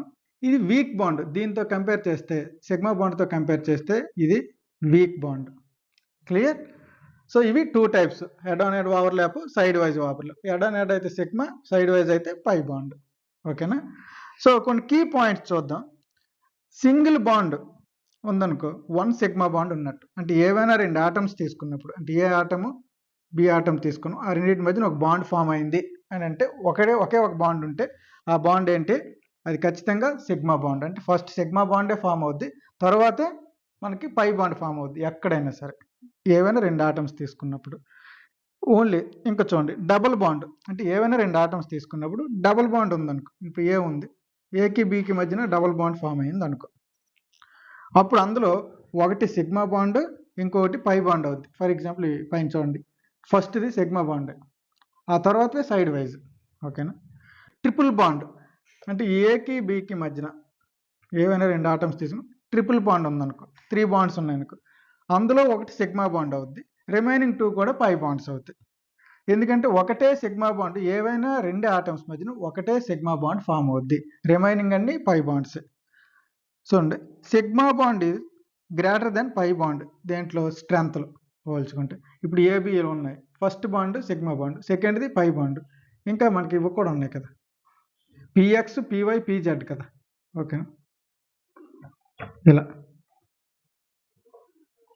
ఇవి కూడా పిఎక్స్ పివై పిజెడ్ అంటే మొత్తం 3 బాండ్స్ ఉన్నట్టు ఇప్పుడు ఏబి మధ్యన. ఫస్ట్ సిగ్మా బాండ్, రిమైనింగ్ ఇది ఇది పై బాండ్, ఇది కూడా పై బాండ్, 2 పై బాండ్స్ 3 ఉంటాయి. అంటే ఏ రెండు ఆటమ్స్ మధ్యన ఒకే ఒక బాండ్ ఫామ్ అయితే అది సిగ్మా బాండ్. 2 అయితే ఫస్ట్ సిగ్మా, నెక్స్ట్ అది పై, 3 అయితే ఆ నెక్స్ట్ రెండు కూడా పై బాండ్స్. ఇది గుర్తుపెట్టుకోండి. ఓకేనా, ఇది ఒక బేస్ నాలెడ్జ్ ఇది. ఓకేనా, ఇవి కీ పాయింట్స్. హైబ్రిడైజేషన్ అంటే mixing of atomic orbitals to form hybrid orbitals. ముందు హైబ్రిడ్ అంటే మీనింగ్ తెలియాలి. Hybrid fruits, hybrid flowers, hybrid vegetables అని వింటాం. ఓకేనా, ఏంటి అంటే ఒకే జాతికి చెందిన 2 ఫ్రూట్స్ ఉంటాయి కదా, ఆ ఫ్రూట్స్ అట్లాంటివి తీసుకొని వాటి సీడ్స్ని ఏం చేస్తారంటే ఇంటర్మిక్సింగ్ చేసి ఒక కొత్త రకమైన ఫ్రూట్ని ఫామ్ చేస్తారు. అందులో 2 క్యారెక్టర్స్ ఉంటాయి. ఏవైతే ఫస్ట్ 2 తీసుకున్నారో 2 టైప్స్, అవి ఒకే జాతికి చెందితే 2 టైప్స్ తీసుకుంటారు. ఇందులో క్యారెక్టర్ ఉంటుంది. 2 క్యారెక్టర్స్ కూడా కొత్తగా వచ్చే ఫ్రూట్లో ఉంటాయి, అది ఫ్లవర్స్ అయినా వెజిటేబుల్స్ అయినా. అక్కడ మనం హైబ్రిడ్ అని వాడుతుంటాం. ఓకేనా, సో మీరు మీనింగ్ అదే వస్తుంది, బట్ ఇక్కడ ఆర్బిటల్స్ గురించి మాట్లాడుతున్నాం. సో ఎక్కడేం జరుగుద్దంటే, అంటే నియర్ బై ఎనర్జీ ఉన్న ఆర్బిటల్స్ని, అంటే ఇక్కడ కూడా ఒకే జాతిలాగే నియర్ బై ఉన్న ఎనర్జీ ఆర్బిటల్స్ని తీసుకొని వాటిని ఇంటర్మిక్స్ చేసి కొత్త ఆర్బిటల్స్ ఫామ్ అవుతాయి. అలా ఫామ్ అయితే ఆ కొత్త ఆర్బిటల్స్ 2 క్యారెక్టర్స్ కూడా అందులో ఉంటాయి. సో కొత్త ఆర్బిటల్స్ అన్ని ఈక్వల్గా ఉంటాయి. సో అలా ఫామ్ అయిన ఆర్బిటల్స్నే మనం హైబ్రిడ్ ఆర్బిటల్స్ అంటాం. ఓకేనా, అంటే ఎగ్జాంపుల్ ఎక్స్ప్లెయిన్ చేస్తే మీకు అర్థమవుద్ది. ఫర్ ఎగ్జాంపుల్ మన దగ్గర 3 లీటర్ గమ్ ఉందనుకో. ఓకేనా, అంటే 1 2 3. ఓకేనా, ఈ 3 కంటైనర్లో గమ్ ఉందనుకున్నాం. 4th కంటైనర్ ఒకటి ఉంది. ఓకేనా, ఈ 3 లీటర్లు ఉండే ఈ 3 కంటైనర్లు ఉండే గమ్ ఎట్లాంటిదంటే స్ట్రాంగ్ గమ్. ఓకేనా, స్ట్రాంగ్ అనుకుందాం. ఓకేనా, ఇది మాత్రం వీక్ గమ్. ఈ 3 ప్లస్ ఈ 4ని యూజ్ చేసి మనం ఏదైనా ఒక అటాచ్మెంట్ చేయాలనుకున్నాం, దేనికైనా ఒక ఆబ్జెక్ట్కి 4 అటాచ్మెంట్లు చేయాలనుకున్నాం ఈ గమ్ ఉపయోగించి. కానీ మన దగ్గర ఈ 3 స్ట్రాంగ్, ఇది వీక్ ఉంది. సో ఈ మొత్తం ఒకే కేటగిరీకి చెందినవి. సో మనం ఇప్పుడు దేనికైనా అటాచ్ చేసినప్పుడు, అంటే 4 ఆబ్జెక్ట్స్ని ఒకదానికి ఇలా ఉందనుకో, ఒక కార్బన్ ఉందనుకో, హైడ్రోజన్ ఇక్కడ అటాచ్ చేసాం, ఇక్కడ ఒక హైడ్రోజన్ అటాచ్ చేసాం అనుకుందాం, ఎగ్జాంపుల్ మీకు అర్థం అవడం కోసం. ఈ 3 లీటర్స్ యూజ్ చేస్తే ఇవి స్ట్రాంగ్ అటాచ్ అవుతాయి. ఇది యూజ్ చేస్తే ఇది ఏమవుద్ది, వీక్ అటాచ్ అవుద్ది, ఎందుకంటే ఇది వీక్ గమ్. అలా కాకుండా దీన్ని తీసుకొచ్చి ఇందులో మిక్స్ చేసాను మొత్తం ఈ మూడిట్లు అన్నీ కలిపి, మొత్తం ఈ మూడిట్లు కలిపితే ఇది 3 లీటర్స్, ఇది ఒకటి 4 లీటర్స్, అన్నీ ఇది ఒక 1 లీటర్ 1 లీటర్ 1 లీటర్ 1 లీటర్ 4 లీటర్లు మిక్స్ చేసి, అంటే ఒక డబ్బాలో వేసి 4 లీటర్. ఓకేనా, ఒక డబ్బాలో వేసి మొత్తం ఇదంతా మిక్స్ చేసిన తర్వాత ఇప్పుడు దీన్ని మళ్ళీ 4 దీంట్లో డిస్ట్రిబ్యూట్ చేశాను. ఓకేనా, మొత్తం మిక్స్ చేసిన తర్వాత 1 లీటర్ 1 లీటర్ 1 లీటర్ 1 లీటర్. ఓకేనా, ఇలా మిక్స్ చేసిన అనుకుందాం.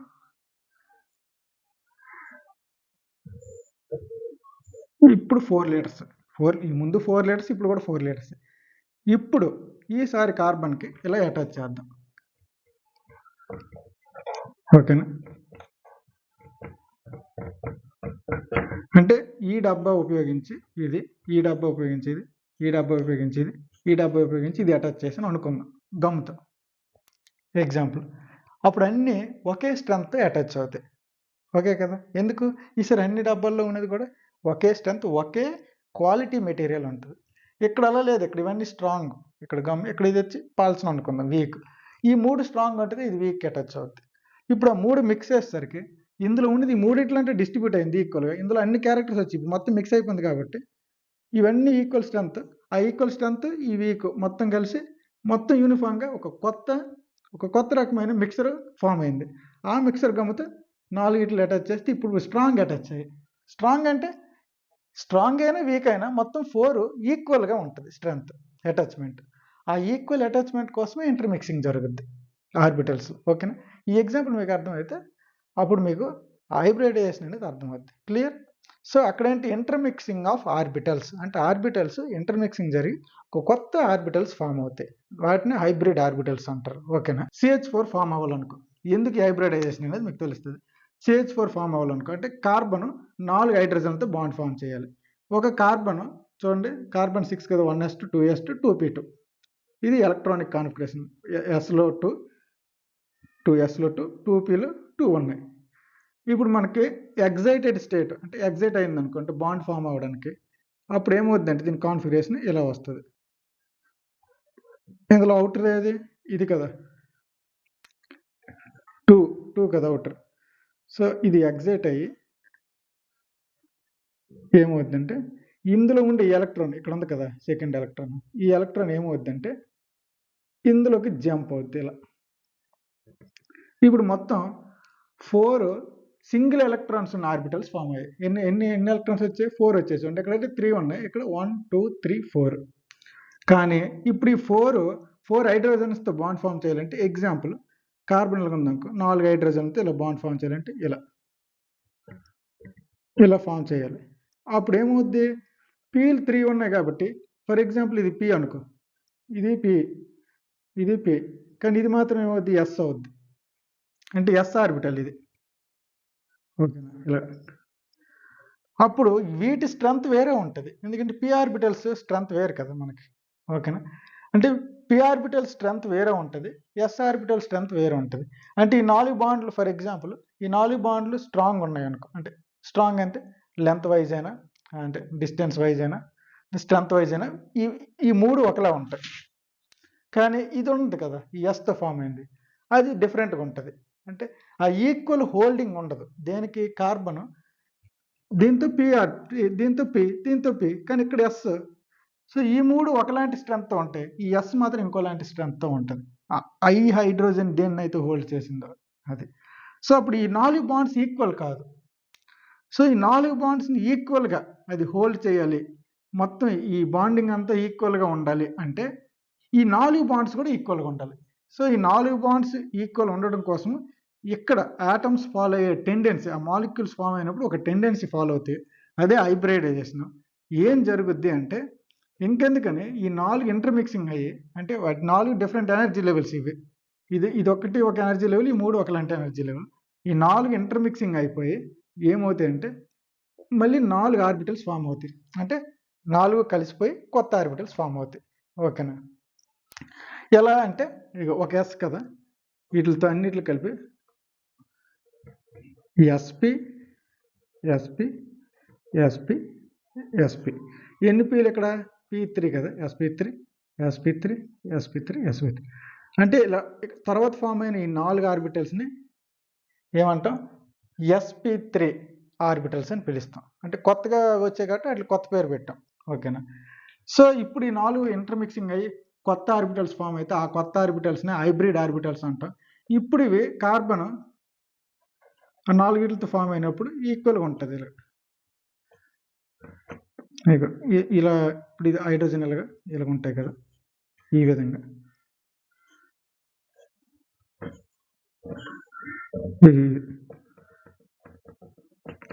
ఉంటాయి కదా. ఇప్పుడు ఈ ఆర్బిటల్స్ ఏంటివి? sp3. ఇవన్నీ కూడా అంతే, sp3 sp3 sp3. ఇందులో ఎస్ కాదు, పి కాదు, కొత్తగా ఫామ్ అయ్యాయి కాబట్టి sp3.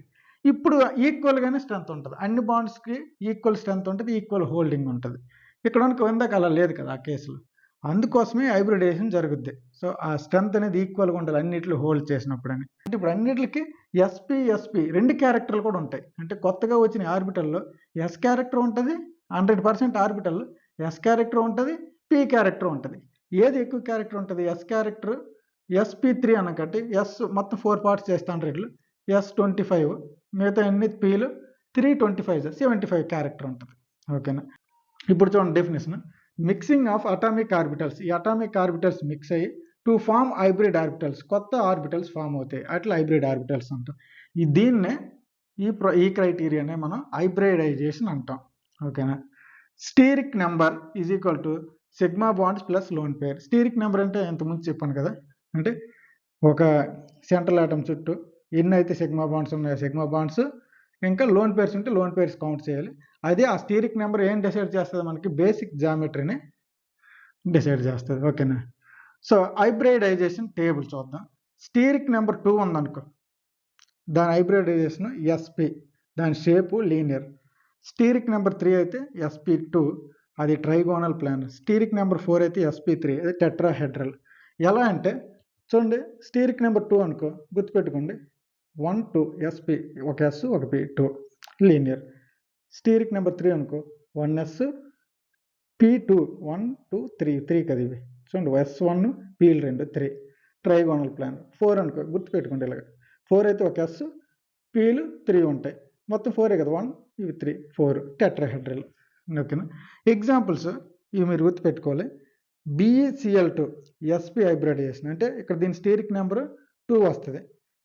చూడండి BF4 SP2 hybridisation. CH4 SP3 ఇక్కడ వచ్చింది కదా, SP3 హైబ్రిడైజేషన్, దాని స్టీరిక్ నెంబర్ 4 కదా, మొత్తం 4 సిగ్మా బాండ్స్ ఉంటాయి. NH3 SP3 హైబ్రిడైజేషన్, దీని స్టీరిక్ నెంబర్ మనం కౌంట్ చేస్తే తెలుసు కదా, NH3 ఇలా. ఓకేనా. 1 2 3 4 మొత్తం సిగ్మా బాండ్స్ 3, లోన్ పేర్ ఒకటి, మొత్తం దాని స్టీరిక్ నెంబర్ 4, దాని SP3. H2O తెలుసు కదా, ఇది 1 2 3 4, దీని 4 స్టీరిక్ నెంబర్ 4, దీని హైబ్రిడైజేషన్ SP3 హైబ్రిడైజేషన్. దీంట్లో 2 లోన్ పేర్స్ ఉంటాయి. ఓకేనా. క్లియర్. ఈ విధంగా గుర్తుపెట్టుకోండి. ఇక్కడ రాశాను కదా, హైడ్రోజన్ ఒకటే కదా, ఒక ఎలక్ట్రాన్ ఉంటుంది. ఎట్లాంటివి 4 హైడ్రోజన్స్ అంటే ఇప్పుడు ఒకదానికే రాశాను కదా, 4 హైడ్రోజన్స్ 4. ఓకేనా. 4 హైడ్రోజన్స్ వచ్చి ఇలా అటాచ్ అవుతాయి. క్లియర్. ఈ విధంగా PYQs. First question, shape of BeCl2. BeCl2 shape ఏంటి, linear. Shape of NH3 pyramidal, already మనం చదువుకున్నాం. Which has smallest bond angle, అన్నిటికన్నా బాండ్ యాంగిల్ H2O. ఓకేనా, అది బెంట్ షేప్ ఉంటుంది. Number of sigma bonds in C2H4, Cలు 2 ఉంటాయి. ఓకేనా, H4. క్లియర్. ఇది సిగ్మా బాండ్స్ 1 2 3 4 5. ఓకేనా, ఇక్కడ 2 బాండ్స్ ఉంటే ఒకటి సిగ్మా బాండ్, రెండోది పై బాండ్, అందుకని ఇక్కడ ఒకటే సిగ్మా బాండ్, ఇది ఒకటి 3, అవి 3, ఇవి 2 5. ఓకేనా. Strongest bond sigma bond. ఓకేనా. Next hybridization of CH4 SP3, hybridization of BF3 SP2, hybridization of H2O SP3. Already ఇవన్నీ ఇప్పుడు మనం డిస్కస్ చేసినవి. Shape of BF3 trigonal planar. ఓకేనా. ఇంకేముంది, అదే లాస్ట్ క్వశ్చన్. క్లియర్. సో ఈ విధంగా మీరు చేయాలి క్వశ్చన్స్. మాలిక్యులర్ ఆర్బిటల్ థియరీ, దీన్ని MOT అంటాం. Definition, atomic orbitals combine to form molecular orbitals. Atoms ఉండేటప్పుడు ఆర్బిటల్స్ అటామిక్ ఆర్బిటల్స్ అంటాం. అవే ఆర్బిటల్స్, అదే మాలిక్యూల్స్ ఫామ్ అయిన తర్వాత ఆ ఆర్బిటల్స్ ని మాలిక్యూల్ చుట్టూ ఉంటాయి కదా ఆర్బిటల్స్, అవి మాలిక్యులర్ ఆర్బిటల్స్ అని అంటాం. ఓకేనా. సో ఈ డెఫినేషన్ ఏం చెప్తుందంటే, మీరు ఆల్రెడీ రెగ్యులర్ క్లాస్లో విన్నారు. చూడండి, దీని ఎలక్ట్రానిక్ కాన్ఫిగరేషన్. ఇప్పుడు ఒక మాలిక్యూల్ ఫామ్ అవ్వాలి, ఇంకో O2 అంటే ఒక ఆక్సిజన్ ఇంకొక ఆక్సిజన్, 2 ఆక్సిజన్లు కంబైండ్ అయితే O2 ఫామ్ అవుద్ది. First atomic orbitals electronic configuration మన తెలుసు కదా, రెగ్యులర్గా ఎలక్ట్రానిక్ కాన్ఫిగరేషన్ ఎలా రాస్తాం, 1s2 2s2 2p6 అలాగా. ఓకేనా. సో ఇప్పుడు ఫస్ట్ ఇక్కడ చూడండి, డయాగ్రామ్ ఎలా ఈ విధంగా ఉంటుంది అంటే ఏంటిది, మాలిక్యులర్ ఆర్బిటల్ డయాగ్రామ్. ఇది ఆటమ్ యొక్క ఎలక్ట్రాన్స్ ఫిల్లింగ్. ఇది సెకండ్ ఆటమ్ ఇది. సో ఈ రెండు కంబైండ్ అయ్యి ఎలా ఎలక్ట్రాన్ ఫిల్లింగ్ జరుగుద్ది అంటే, చూడండి ఫస్ట్ 2s, 1 చెప్పట్లేదు, 2 నుంచి చెప్తాను. 2s ఉంది కదా, 2sలో ఎన్ని ఉన్నాయి, 2 ఉన్నాయి ఎలక్ట్రాన్స్. ఇక్కడ దీంట్లో కూడా 2sలో 2 ఉంటాయి. ఈ రెండు కంబైండ్ అవుతాయి అనమాట. అంటే ఈ ఆక్సిజన్ కంబైండ్ అయ్యి మాలిక్యూల్ ఫామ్ అవుద్ది. అప్పుడు ఎలక్ట్రాన్స్ అరేంజ్మెంట్. ఓకేనా, అంటే ఎలక్ట్రానిక్ కాన్ఫిగరేషన్ మనం రాస్తాము. ఇప్పుడు దీంట్లో 2 ఉన్నాయి, దీంట్లో 2 ఉన్నాయి. ఇక్కడ ఈ ఎలక్ట్రాన్స్ కాన్ఫిగరేషన్ ప్రకారం ఫస్ట్ ఇందులోకి ఎలక్ట్రాన్, ఇందులోనో ఒక ఎలక్ట్రాన్, ఇందులో ఒక ఎలక్ట్రాన్ వచ్చి ఇక్కడ ఇలాగ ఫిల్ అవుతాయి. ఏంటి? లోవర్ ఎనర్జీలో. నెక్స్ట్ ఏంటి? ఇంకెందులోకి ఎలక్ట్రాన్, ఇందులోకి ఎలక్ట్రాన్ ఉంది. ఆ రెండు వచ్చి ఇక్కడ ఫామ్ అవుతాయి. ఇక్కడ ఫిల్ అయిన ఎలక్ట్రాన్స్ ఏం చేస్తాయంటే చూడండి, ఇక్కడ ఏవైతే ఫిల్ అయ్యాయో ఫస్ట్ ఈ లోవర్ ఆర్బిట్లో, ఇవి బాండింగ్ ఎలక్ట్రాన్స్ అంటే వీటిని సిగ్మాతో చూపిస్తాం. ఓకే, సిగ్మా బాండింగ్ అంటాం. ఇక్కడ ఫిల్ అయ్యాయి కదా ఈ రెండు, ఇవి యాంటీ బాండింగ్ ఎలక్ట్రాన్స్ అంటాం. ఓకేనా? అంటే ఎస్లో బాండింగ్, యాంటీ బాండింగ్ రెండు 2 టైప్స్ వచ్చాయి. అలాగే నెక్స్ట్ చూడండి 2p4 2p4 ఉన్నాయి. ఇప్పుడు ఇవేళ ఫిల్ అవుతాయి అంటే ఇందులో ఒక ఎలక్ట్రాన్ వచ్చి ఇందులో ఇలా ఫిల్ అవుద్ది, ఇందులో నుంచి ఒక ఎలక్ట్రాన్ వచ్చి ఇలా ఫిల్ అవుద్ది. నెక్స్ట్ ఇంకేంటంటే ఇందులో ఒకటి, ఇందులో ఒకటి, నెక్స్ట్ ఇందులో నుంచి ఒకటి, ఇందులో నుంచి ఒకటి, ఇంకా మిగిలినవి ఇక్కడ ఒకటి, ఇక్కడ ఒకటి. ఇలా ఎలక్ట్రానిక్ కాన్ఫిగరేషన్ అనేది లోవర్ నుంచి హయ్యర్కి వెళ్తూ ఉంటుంది. ఇలాగే మనకి ఆఫ్ బో ప్రిన్సిపల్ ఉంటుంది కదా, రెగ్యులర్ ఎలక్ట్రానిక్ కాన్ఫిగరేషన్ లాగే ఫిల్ అవుతుంటుంది. ఈ డయాగ్రామ్ మీకు ఐడియా ఉండి ఉంటుంది. ఓకేనా? N2కి O2కి మనం ఈ మాలిక్యులర్ ఆర్బిటల్ డయాగ్రామ్ డ్రా చేస్తాం. మీరు రెగ్యులర్ క్లాసులు వినుంటే ఈ డయాగ్రామ్ గురించి మీకు కన్ఫ్యూజ్ ఉంటుంది. సో ఈ విధంగా ఉంటుంది ఎలక్ట్రానిక్ కాన్ఫిగరేషన్ అంటే ఫిల్లింగ్ స్ట్రాటజీ ఇలా ఉంటుంది. సో ఇదేమవుతుందంటే అటామిక్ ఆర్బిటల్స్ అనేవి కంబైన్డ్ అయ్యి మాలిక్యులర్ ఆర్బిటల్స్ ఫామ్ అవుతుందని ఈ థియరీ చెప్తుంది. ఈ థియరీలో మనం టైప్స్ ఆఫ్ మాలిక్యులర్ ఆర్బిటల్స్, 2 రకాల మాలిక్యులర్ ఆర్బిటల్స్ చూడొచ్చు. ఒకటి బాండింగ్ ఆర్బిటల్స్, ఇంకోటి anti bonding orbitals. Bonding orbitals అని ఏమంటామంటే ఇవి చూడండి, లోవర్ ఎనర్జీ స్టేబుల్గా ఉంటాయి. ఇవి బాండింగ్ ఆర్బిటల్స్. ఇక్కడ దేంతో చూపించాం? సిగ్మా ఇక్కడ పైతో చూపించాం. ఓకేనా? అంటే సిగ్మా పైతో రిప్రజెంట్ చేసిన వీటిలో ఉన్నవన్నీ బాండింగ్ ఆర్బిటల్స్. ఇవి లోవర్ ఎనర్జీ. ఎప్పుడైనా లోవర్ ఎనర్జీలోనే ఎలక్ట్రాన్స్ ముందు ఫిల్ అవుతాయి, స్టేబుల్గా ఉంటాయి. ఓకేనా? యాంటీ బాండింగ్ ఆర్బిటల్స్ కూడా ఉంటాయి. ఇంకా రెండో రకం. అవి ఏంటంటే సిగ్మా స్టార్ పై స్టార్తో చూపిస్తాం. Sigma star pi star. ఓకేనా? అవి హై ఎనర్జీ ఉంటాయి, అన్స్టేబుల్గా ఉంటాయి. మనకు తెలుసు కదా, హై ఎనర్జీ ఉంటే అన్స్టేబుల్. ఓకే, సో ఇది మీరు గుర్తుపెట్టుకోండి. ఈ ఎలక్ట్రానిక్ కాన్ఫిగరేషన్ కూడా మీకు తెలియాలి, ఎందుకంటే బాండ్ ఆర్డర్ ఫైండ్ అవుట్ చేసినప్పుడు మీకు అవసరం అవుతుంటుంది. ఈ పాయింట్స్ గుర్తుపెట్టుకోండి. బాండింగ్ 2 టైప్స్ ఉంటాయి, bonding orbitals, anti bonding. Bonding orbitals low energy stable, anti bonding orbitals ఎలా ఉంటాయి? High energy unstable. ఇవి ఇలా రిప్రజెంట్ చేస్తాం, ఇవి ఇలా రిప్రజెంట్ చేస్తాం. ఓకేనా? నోట్ పాయింట్ ఏంటంటే ఎలక్ట్రాన్స్ ఫిల్లింగ్ ఎలా జరుగుతుందంటే ఫస్ట్ బాండింగ్ ఆర్బిటల్స్లో ఫిల్ అవుతాయి, దెన్ యాంటీ బాండింగ్లో, ఇక్కడ బాండింగ్లో ఫిల్ అవుతాయి, తర్వాత యాంటీ బాండింగ్, ఇక్కడ కూడా బాండింగ్లో ఫిల్ అవుతాయి, తర్వాత యాంటీ బాండింగ్లో ఫిల్ అవుతాయి. ఓకేనా? ఫాలోయింగ్ ఆఫ్ బో ప్రిన్సిపల్. సేమ్ ఆఫ్ బో ప్రిన్సిపల్ మనకి electronic configuration, regular electronic configuration ఎలాగైతే ఉంటుందో ఇక్కడ కూడా అదే ప్రిన్సిపల్ ఫాలో అయ్యి ఆ విధంగానే జరుగుతుందని అర్థం. ఓకేనా? ఓకే, బాండ్ ఆర్డర్ చూద్దాం. Bond order is equal to NB - NA/2. ఇది formula bond order find out చేయడానికి. ఓకేనా? సో NB అంటే ఏంటి? Number of bonding electrons, NA అంటే number of anti bonding electrons. ఇప్పుడు బాండ్ ఆర్డర్ అనేది మనకి మోర్ దెన్ 0 వస్తే అది స్టేబుల్ మాలిక్యూల్ అని చెప్పొచ్చు. బాండ్ ఆర్డర్ 0 అయితే అన్స్టేబుల్. ఓకేనా? అది ఎగ్జిస్ట్ అవ్వదు, అన్స్టేబుల్ అని చెప్పొచ్చు. ఇవి ఫర్ ఎగ్జాంపుల్ దీనికే బాండ్ ఆర్డర్ ఫైండ్ అవుట్ చేయాలి ఓటేకి. ఇందులో చూడండి, ఇక్కడ number of bonding electrons count చేయండి. 2 ఇవి కదా బాండింగ్, ఇవి 2, ఇక్కడ 2, 2, 3, 4, మొత్తం ఎన్ని? 4 8. ఓకేనా? 8 అంతే కదా. నెక్స్ట్ యాంటీ బాండింగ్, ఇక్కడ 2, ఇక్కడ ఒక 2, 4. ఓకేనా? చేస్తే ఎంత వచ్చాయి? 4/2. బాండ్ ఆర్డర్ 2 వచ్చింది, అంటే మోర్ దెన్ 0 కదా. అంటే ఇదేంటి? ఇప్పుడు O2 మాలిక్యూల్ అనేది స్టేబుల్ అని. ఇలా ఎలక్ట్రానిక్ ఈ కాన్ఫిగరేషన్ రాసినప్పుడు మనం బాండ్ ఆర్డర్ ఫైండ్ అవుట్ చేయొచ్చు ఈ ఫార్ములా ద్వారా. వస్తే బాండ్ ఆర్డర్ మోర్ దెన్ 0 వస్తే అది స్టేబుల్ అని చెప్పొచ్చు. బాండ్ ఆర్డర్ ఎంత అడిగినా కూడా ఆ నెంబర్ కూడా చెప్పొచ్చు మనం. ఓకేనా? సో ఫర్ ఈ విధంగా అంటే ఇప్పుడు H2కి He2కి ఇలా కూడా ఫైండ్ అవుట్ చేయొచ్చు. H2 రాసామనుకో, బాండింగ్ యాంటీ బాండింగ్ ఏముంది? H2 ఇదే కదా. ఇక్కడ జస్ట్ 1s, ఒకటి 1s, ఇంకోటి 1s. హెచ్లో ఎలాగో 1 ఉంటుంది కాబట్టి ఇక్కడ ఒక ఎలక్ట్రాన్ ఉంటుంది. ఆ రెండు ఏంటి? ఫస్ట్ లోవర్ ఆర్బిటల్ ఇలా 2 ఫిల్ అవుతుంది, ఇక్కడ ఏమి ఉండవు. సో ఈ సిగ్మా స్టార్.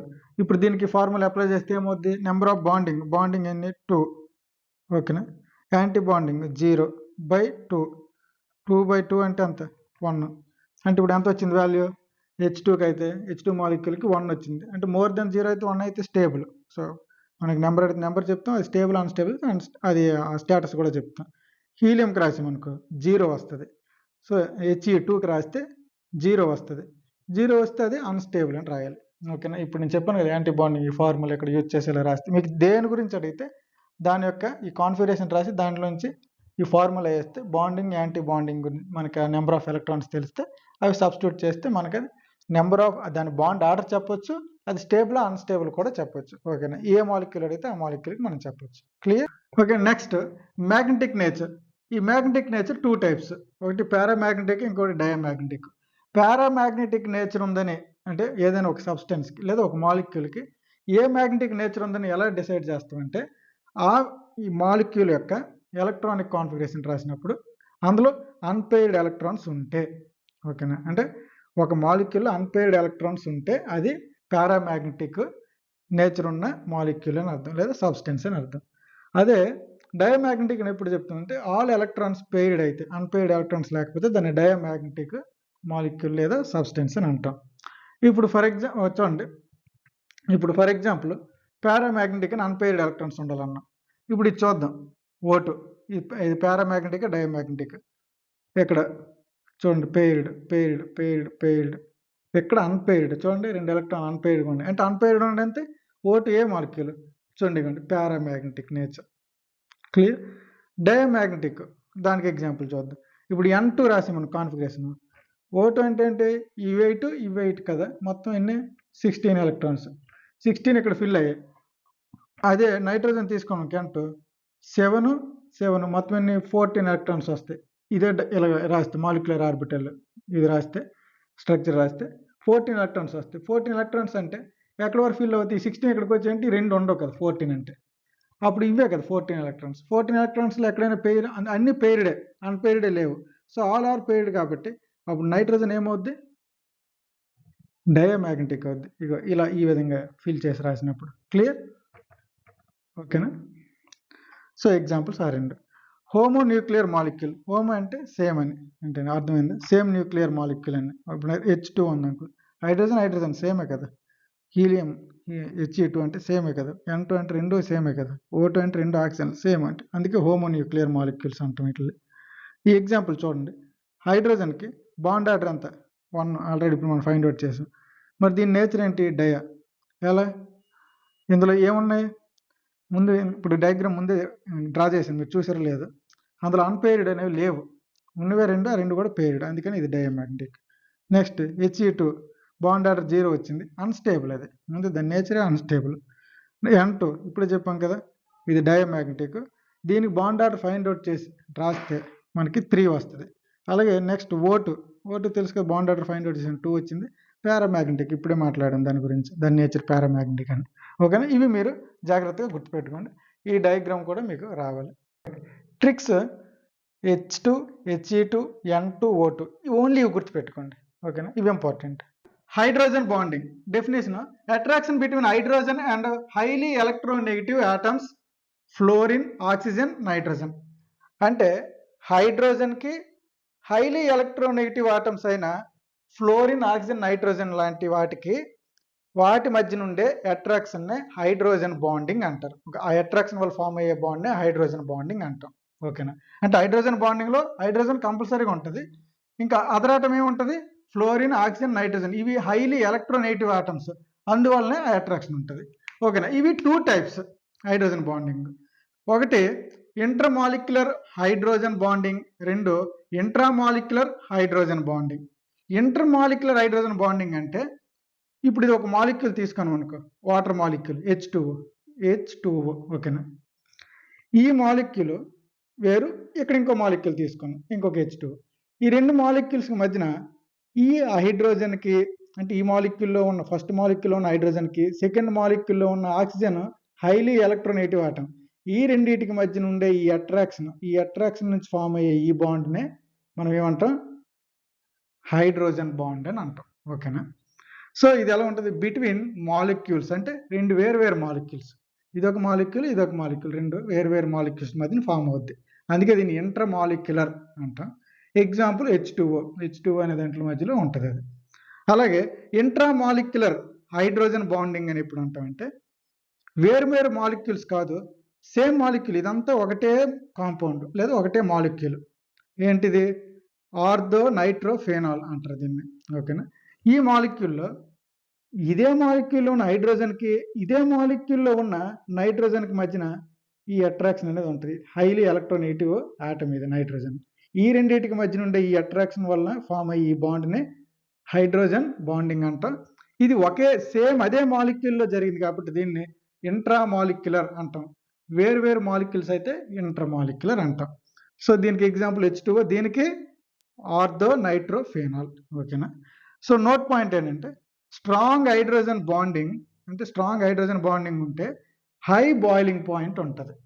ఓకేనా? నెక్స్ట్ PYQ చూద్దాం. First question, which is unstable? ఇందులో అన్స్టేబుల్ ఏది? బాండ్ ఆర్డర్ ఫైండ్ అవుట్ చేస్తే He2కి అన్స్టేబుల్ 0 వచ్చింది కదా బాండ్ ఆర్డర్, అందుకే ఇది అన్స్టేబుల్. ఓకేనా? Next second question, bond order of N2 bond order ఎంత? 3. బాండ్ ఆర్డర్ ఫైండ్ అవుట్ చేస్తే మీకు 3 వస్తుంది. మీద ఒకసారి మీరు చేయండి. క్లియర్? ఓకేనా? Next question number 3, bond order of O2 bond order find out చేసాం కదా, 2. Which is paramagnetic? పారామాగ్నెటిక్ ఏంటి? O2 ఆల్రెడీ మనం డిస్కస్ చేసాం కదా. Which is diamagnetic? Diamagnetic N2. ఓకేనా? Which is highest bond order? Highest bond order దేనికి? N2కి 3 వస్తుంది. ఓకేనా? ఇదే హైయెస్ట్. మిగిలిన దీనికి ఉండదు, తెలుసు కదా. అదే He2కి ఉండదు. తర్వాత ఏంటి?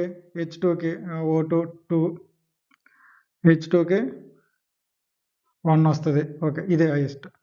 Which shows hydrogen bonding? Hydrogen bonding ఇందులో ఏది ఉంటుంది? హైడ్రోజన్కి హైలీ ఎలక్ట్రోనెగటివ్ ఆటంకి మధ్యన బాండింగ్. ఇందులో హైడ్రోజన్ ఉంది, హైలీ ఎలక్ట్రోనెగటివ్ లేదు. ఇందులో ఉంది, ఇందులో లేదు, ఇందులో కూడా లేదు. సో ఇదే మన ఆన్సర్.